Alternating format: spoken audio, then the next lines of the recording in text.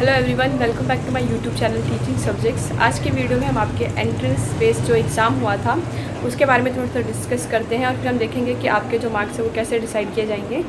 हाँ, तो सबसे पहले तो आपका जो एंट्रेंस एग्ज़ाम हुआ उसमें आपके जितने भी रिस्पॉन्सेज लिए मैंने, उसमें आपने कहा कि मैम जो एक पेपर है वो थोड़ा डिफ़िकल्ट था, थोड़ा क्या बहुत डिफ़िकल्ट था और आउट ऑफ सिलेबस आ रहा था। कुछ टॉपिक्स जो थे ईजी थे, लाइक मैथ्स थोड़ा इजी था और आपका एप्टीट्यूड वाला पोर्शन हो गया। ओके, तो जैसा भी आपका एग्ज़ाम आया था, अब उसमें अब क्या होगा आपके एग्ज़ाम, क्योंकि एक दिन 3 शिफ्ट में था तो उसका नॉर्मलाइजेशन होगा। और नॉर्मलाइजेशन में क्या होता है कि किसी के मार्क्स बढ़ जाते हैं, किसी के घट जाते हैं। वो क्या पूरा प्रोसेस होता है वो नेक्स्ट अभी वीडियो में अभी मैं आपको बताऊंगी स्क्रीन पे ले जाके अच्छे से।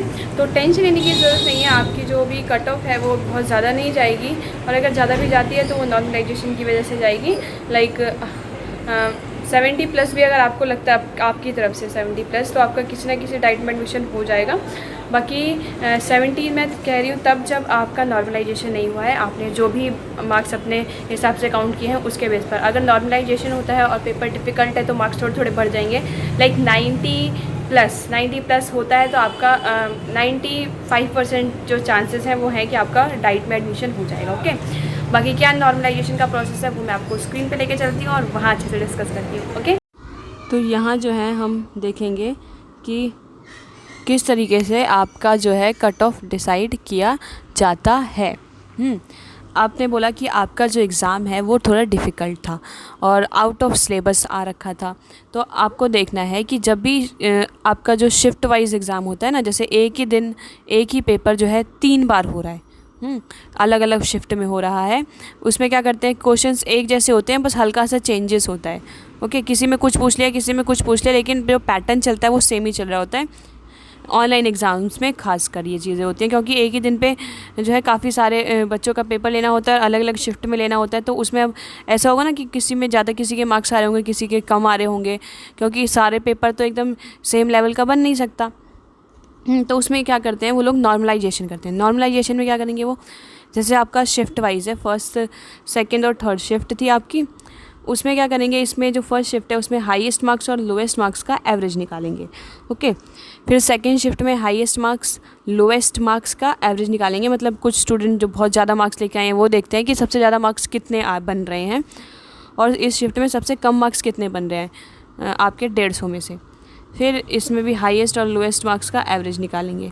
ओके, उसके बाद क्या करेंगे कि जो शिफ्ट डिफ़िकल्ट थी, ओके, मान लो ये वाली इन तीनों में कंपेयर करेंगे कि इन तीनों में जो शिफ्ट सबसे डिफ़िकल्ट थी और जो सबसे इजी थी, मान लो ये इजी थी और ये इजी थी, तो जो डिफ़िकल्ट इजी वाले के जो मार्क्स हैं वो इनमें डिस्ट्रीब्यूट कर दिए जाते हैं। ओके, तो इसमें मान लो अगर किसी के 90 बन रहे हैं तो इन्होंने मार्क्स डिस्ट्रीब्यूट किए, तो मान लो 5-5 नंबर से ये बढ़ गए, तो मतलब ये है यहाँ पे 95 मार्क्स वाले बच्चों के बढ़ जा रहे हैं। मतलब कुछ कुछ जो मार्क्स आपके बढ़ जाते हैं। फॉर एग्ज़ाम्पल मान लो मेरा कोई एग्ज़ाम है, ओके, मेरी जो शिफ्ट और मेरे जिसमें अगर कैलकुलेशन करने पे मार्क्स आ रहे हैं वो आ रहे हैं 95। ओके, मेरे 95 मार्क्स आ रहे हैं कैलकुलेशन करने के बाद, जो भी नेगेटिव मार्किंग है सब हटाने के बाद। आपके पेपर में कोई नेगेटिव मार्किंग नहीं है। उसके बाद क्या होता है, मेरा जो पेपर का शिफ्ट था वो बहुत डिफ़िकल्ट था और बाकी जो शिफ्ट चल रहे थे वो ईजी थे। तो क्या करेंगे, ईजी वाले बच्चे जो हैं ज़्यादा मार्क्स लेके आएंगे तो उनके मार्क्स जो है कटेंगे, और जिनका पेपर डिफ़िकल्ट था उनके मार्क्स जुड़ जाते हैं। ओके, इस तरीके से अगर मेरा कुछ भी बढ़ता है मार्क्स, कुछ भी परसेंट मार्क्स बढ़ते हैं, तो मान लो मेरे 95 थे, इसको रफ करते हैं, मान लो मेरे 95 मार्क्स थे। ओके, तो जुड़ने के बाद मतलब 10-10 का मेरे को प्रॉफिट हो गया। ऐसे मेरे मतलब काफ़ी सारे एग्ज़ाम्स में ऐसा हुआ है। जैसे दिल्ली पुलिस का एग्ज़ाम था, उसमें भी मेरे मार्क्स काफ़ी बड़े थे, लगभग 10-15 के आसपास मार्क्स मेरे बढ़ गए थे, क्योंकि मेरी जो शिफ्ट थी वो डिफ़िकल्ट थी। इसीलिए मैं आपको कह रही हूँ कि अगर आपका पेपर डिफ़िकल्ट आ रहा है तो फिर आपको एक तरीके से प्रॉफिट ही है, क्योंकि आपके मार्क्स जो है बढ़ जाते हैं। अब आपको एक चीज़ ध्यान देनी है कि कट ऑफ जो है वो बहुत ज़्यादा नहीं जाएगी, और अगर ज़्यादा भी जाती है तो वो आपका नॉर्मलाइजेशन करने की वजह से वो ज़्यादा जा रही है, तो आपको इससे कोई भी नुकसान नहीं होगा। ओके, नुकसान नहीं होगा, और जो सारे बच्चे हैं वो आपकी तरह ही हैं। आप जैसे पढ़ के गए थे वैसे ही बाकी भी पढ़ के गए थे, है ना। तो और टाइम भी आपको जो भी कम मिला था, लगभग 20-25 दिन में क्या ही तैयारी होती है। जितना आप अपनी तरफ से कर सकते थे आपने किया है और आपने अपना एग्ज़ाम दे दिया। अब जो कट ऑफ है वो बहुत ज़्यादा हाई नहीं जाएगी, इसलिए आपको टेंशन लेने की कोई ज़रूरत नहीं है। आप जितने भी 1500-1600 के आसपास टोटल सीट है प्राइवेट और गवर्नमेंट डाइट के मिला के, इसके अंदर जिसके भी मार्क्स आएंगे उसको जो है सिलेक्शन हो जाएगा। अब एक चीज़ ध्यान देनी है आपको कि इतनी सीट है, इसमें भी कैटेगरी वाइज जो है ना अलग अलग जाती है मेरिट लिस्ट।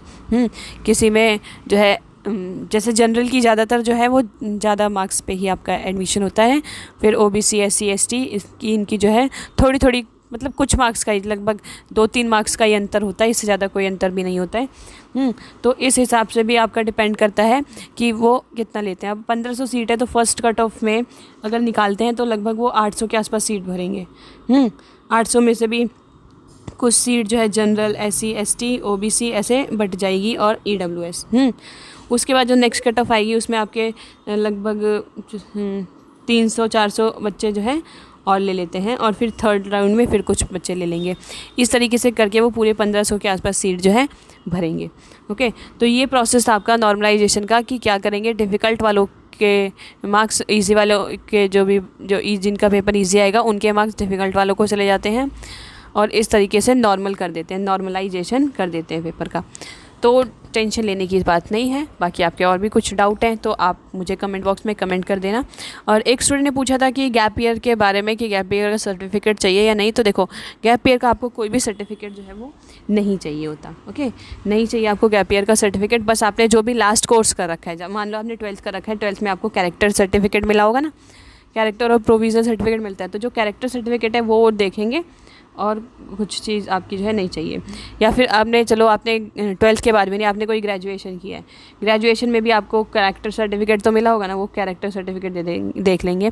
लेकिन आपको ना बताना ही नहीं है, अगर आपने ग्रेजुएशन कर रखा है तो बताने की ज़रूरत ही नहीं है, क्योंकि आपको डीएलएड में एडमिशन लेने के लिए तो ग्रेजुएशन की ज़रूरत ही नहीं होती।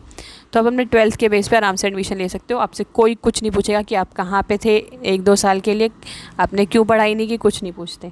ओके, तो बाकी और जिस टॉपिक पे आपको चाहिए वीडियो बता देना, फ्री होते मैं आपके लिए वीडियो बना दूँगी। Okay, thank you.